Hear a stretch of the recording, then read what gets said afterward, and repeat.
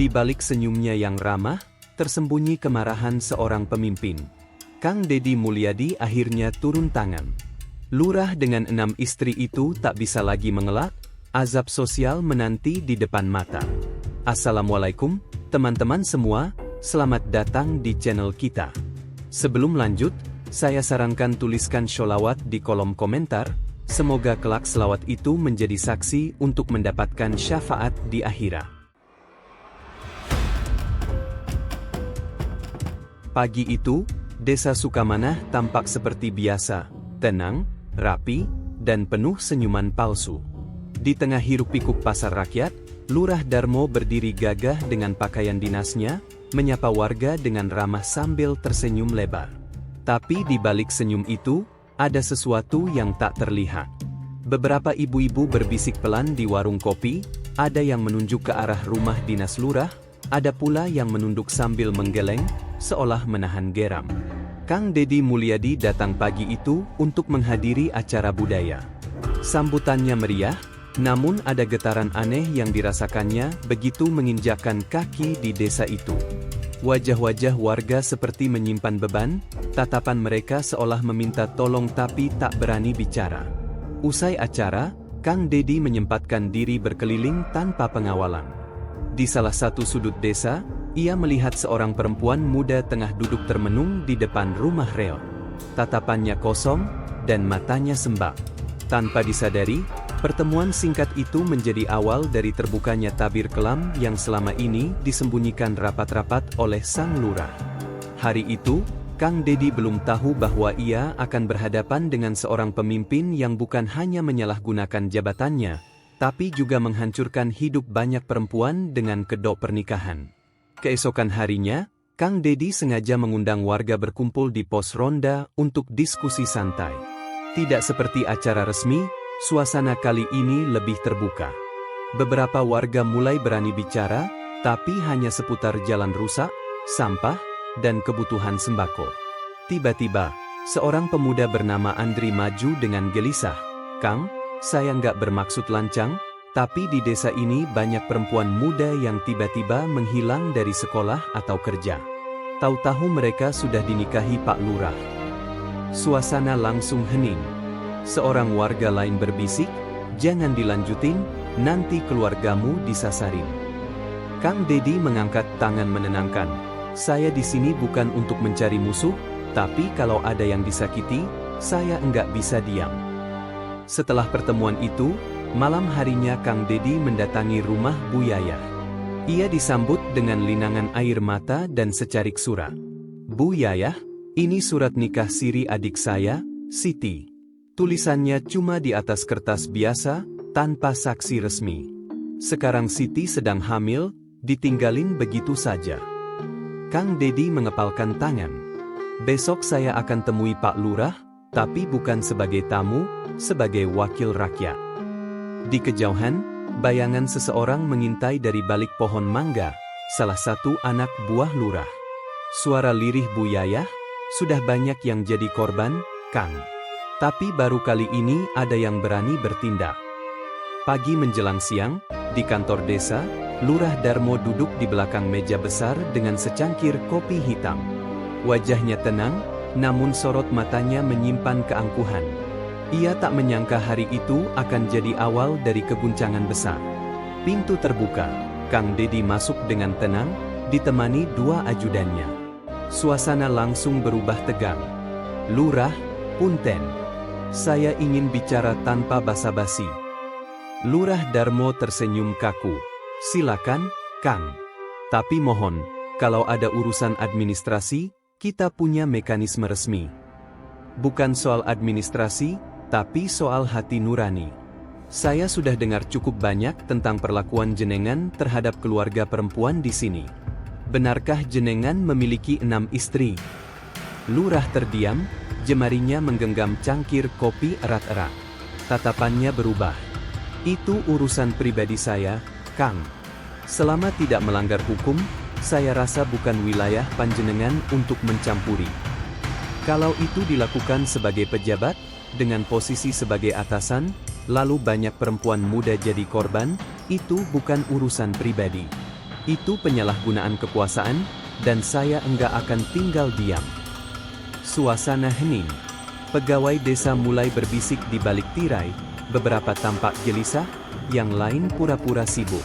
Kang Dedi bangkit, saya beri waktu Pak Lurah bersihkan nama jenengan sendiri sebelum masyarakat yang turun langsung. Begitu Kang Dedi keluar, Lurah Darmo memecahkan cangkir kopi ke lantai. Napasnya berat. Ia tahu, ini bukan tamu biasa, ini awal dari kehancuran. Beberapa hari setelah pertemuan panas itu, Kang Dedi tak tinggal diam. Ia langsung menginstruksikan tim khususnya untuk turun ke lapangan. Mereka menyusuri desa Sukamanah, mewawancarai warga satu persatu. Semakin banyak suara yang berani muncul dari balik bayang-bayang ketakutan. Di sebuah rumah sederhana, seorang perempuan muda bernama Maya, berusia 25 tahun, membuka pintu dengan tangan gemetar. Matanya sembab, suaranya lirik. Saya dulu cuma staf honorer di kantor desa, Kang. Tapi lurah minta saya jadi istri sirinya. Kalau saya nolak, saya dipecat, gaji dipotong. Saya takut. Kang Dedi mengangguk penuh empati. Ia tak banyak bicara, hanya mencatat dan merekam kesaksian Maya. Di tempat lain, dua perempuan paruh baya juga mulai bicara. Mereka mengaku pernah dijanjikan naik status jadi pegawai tetap asal mau patuh pada lurah. Ternyata, rayuan itu hanya modus, mereka ditinggalkan setelah dinikahi secara tidak resmi. Dalam waktu singkat, Kang Dedi berkata pada ajudannya, ini bukan sekadar soal istri banyak. Ini pemaksaan, ada unsur pelecehan kekuasaan di sini. Kumpulkan semua kesaksian, jaga keselamatan para korban. Saya akan laporkan langsung ke gubernur dan aparat hukum. Sementara itu, di kantor desa, Lurah Darmo mulai merasa tak nyaman. Beberapa pegawai yang dulu patuh kini mulai menghindar. Bisikan-bisikan mulai terdengar di balik pintu. Ia sadar, badai besar mulai mendekat. Kalau mereka mulai buka suara, bisa habis aku, gumamnya. Tapi yang tak ia tahu, semua bukti sudah berjalan menuju meja aparat. Waktu perlindungan kekuasaannya tinggal menghitung hari. Pagi itu, kantor kelurahan tampak lebih ramai dari biasanya. Para staf saling berbisik, beberapa dari mereka bahkan terlihat gelisah. Di ruangannya, Lurah Darmo duduk sambil menggulir layar ponsel dengan wajah tegang. Sudah 2 hari belakangan ini, ia merasa dibayangi terlalu banyak orang. Tiba-tiba, pintu kantor terbuka. Kang Dedi Mulyadi muncul dengan langkah tegas. Tak ada salam basa-basi, raut wajahnya serius. Beberapa staf langsung berdiri dari kursi mereka. Aura tegang memenuhi ruangan. Pak Lurah, kita perlu bicara sekarang, ucap Kang Dedi singkat. Lurah Darmo berdiri, mencoba tenang. Silakan. Mereka masuk ke ruang lurah, pintu ditutup. Di dalam ruangan, suasana berubah panas. Kang Dedi mengeluarkan satu bundel dokumen, lalu meletakkannya di atas meja. Saya sudah bicara dengan Maya, juga dengan 2 perempuan lainnya. Ini laporan lengkapnya, termasuk transfer dana desa ke rekening pribadi. Kami juga punya rekaman suara Anda. Lurah Darmo terdiam, matanya menatap tumpukan dokumen. Napasnya mulai berat.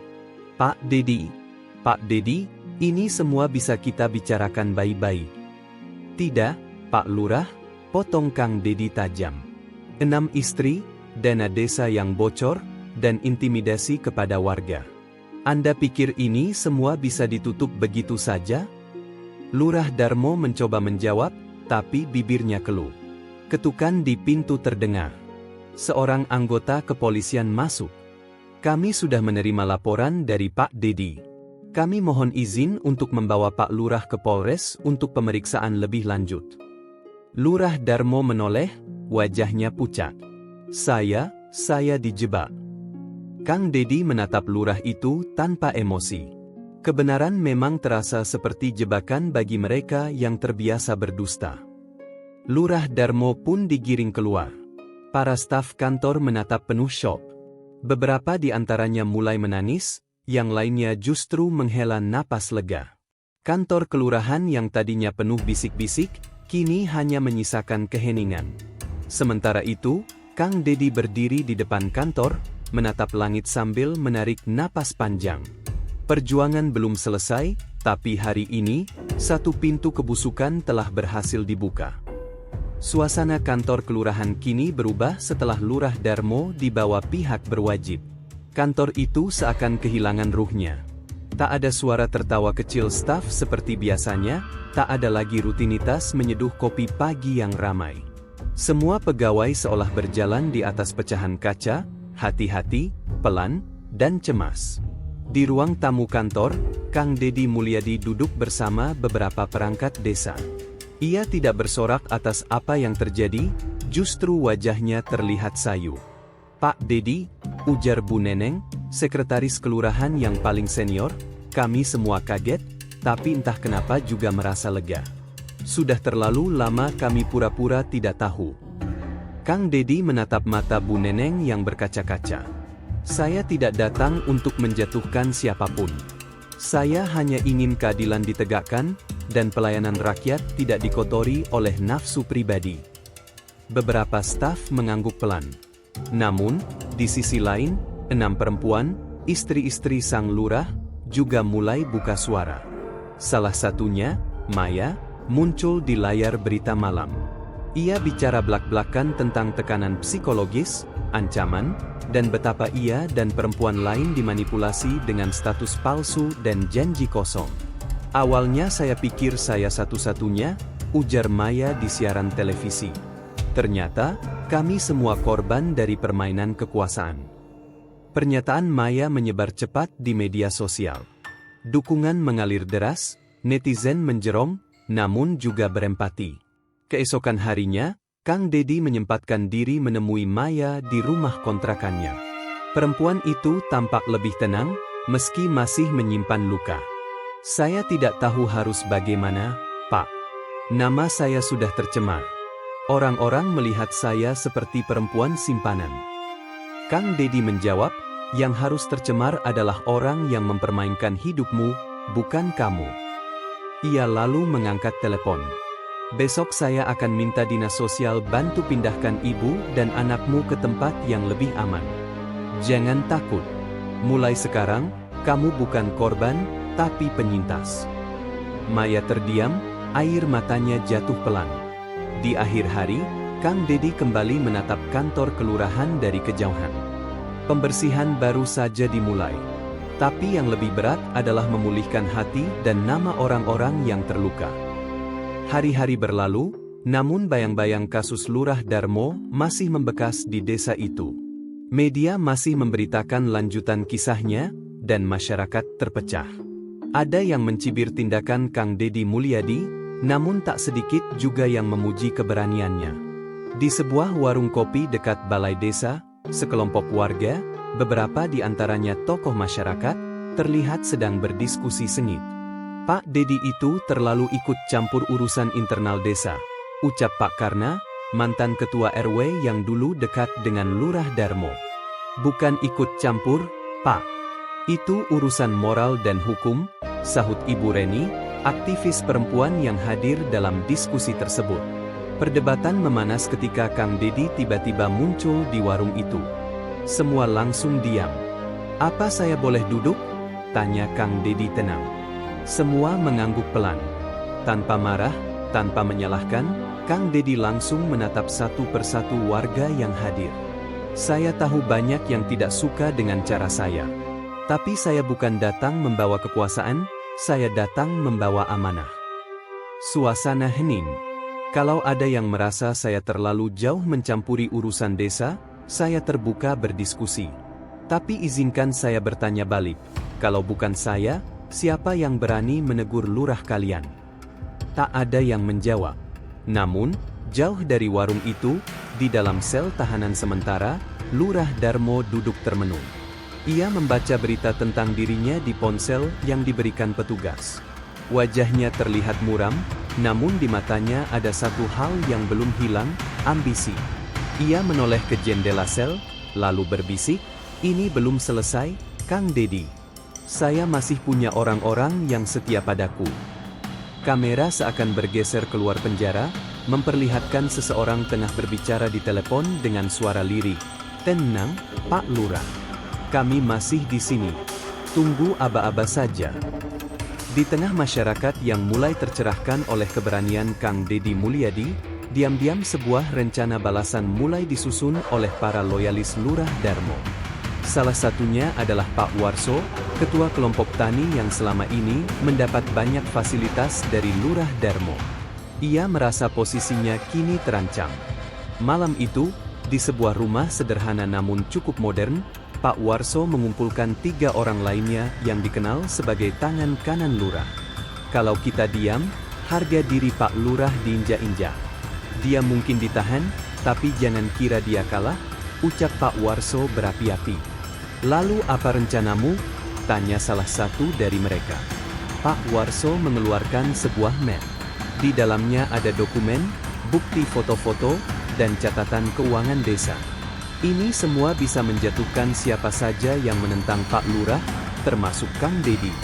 Kita mainkan opini, kita balikan fakta. Sementara itu, di kediamannya, Kang Deddy duduk bersama salah satu staf kepercayaannya, Rian, yang merupakan analis data dan media. Ada peningkatan aktivitas akun-akun media sosial palsu yang mencoba memfitnah tindakan Kang Deddy. Ada upaya menggiring opini publik, lapor Rian. Kang Deddy hanya tersenyum tipis. "Tidak masalah. Kebenaran kadang memang perlu diuji. Tapi kita harus bersiap." Keesokan harinya, warga desa dikejutkan dengan selebaran yang tiba-tiba tersebar di rumah-rumah dan warung-warung.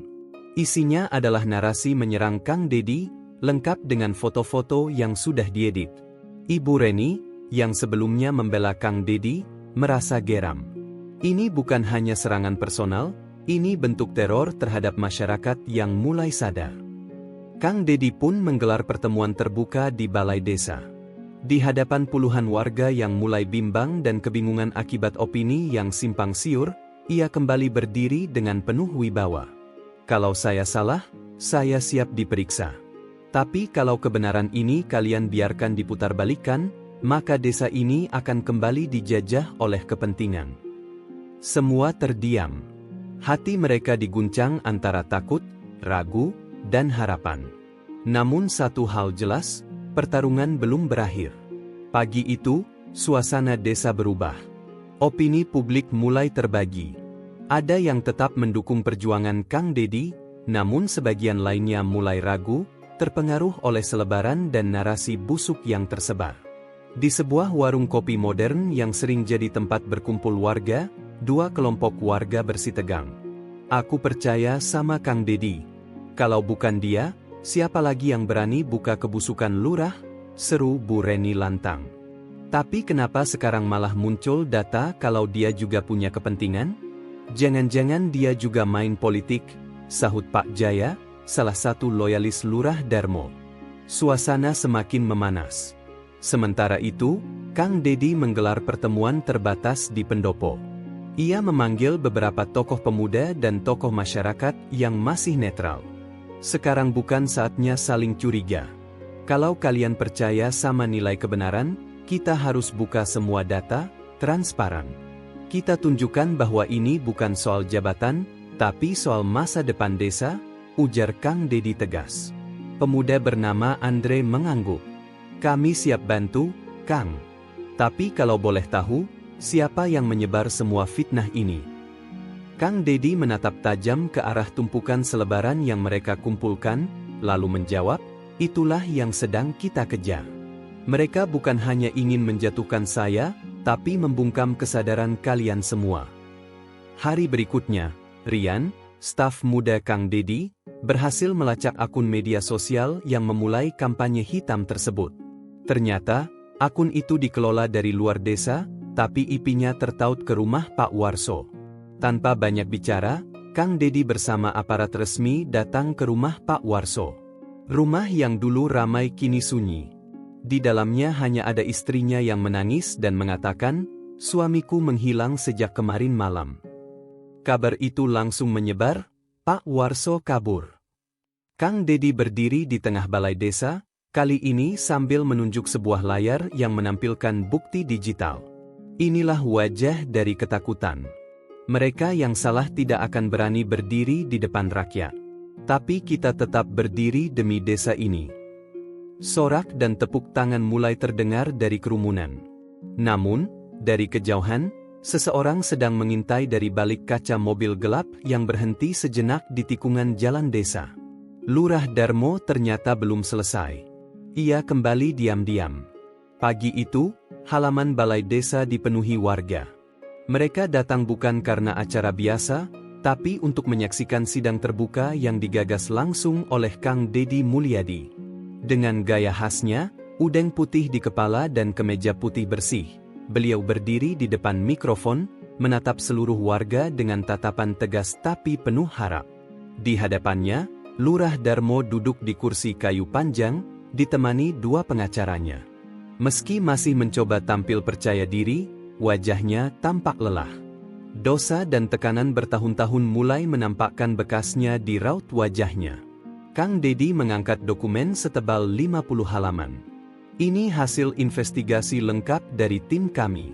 Tidak hanya 6 istri, saudara lurah juga menggunakan dana desa untuk membiayai kehidupan ganda tersebut. Ia berhenti sejenak, menatap warga. Bahkan, suaranya tegas, ada bukti penyuapan untuk menutupi jejak digital agar kasus ini tidak tercium publik. Sontak warga riuh. Sebagian berteriak marah, yang lain hanya bisa menunduk kecewa. Lurah Darmo mencoba berdiri. Saya hanya manusia, Pak Gubernur. Saya mencintai mereka semua. Saya tidak memaksa siapapun. Suaranya serak, matanya berkaca-kaca. Tapi tak ada simpati tersisa di tengah kerumunan. Kang Deddy tak menunjukkan amarah. Dengan tenang, ia menandatangani dokumen pencopotan jabatan Lurah Darmo dan menyerahkannya langsung kepada Inspektorat Daerah. Tidak ada kebencian, hanya keadilan. Ini bukan akhir hidupmu, Darmo. Tapi inilah awal dari pertanggungjawaban. Suasana hening. Lurah Darmo hanya bisa menunduk saat digiring oleh petugas untuk pemeriksaan lebih lanjut. Warga perlahan bubar dengan wajah lega, seperti beban panjang telah lepas dari pundak mereka. Di akhir hari, Kang Deddy duduk bersama anak-anak muda di pendopo, minum teh hangat. Pemimpin boleh dicintai, tapi jangan ditakuti. Karena ketika takut tumbuh, kebenaran bisa dibungkam. Langit sore menutup babak terakhir dari kisah Lurah 6 Istri, sebuah cerita tentang kekuasaan, cinta yang menyimpang, dan keberanian untuk menyuarakan kebenaran.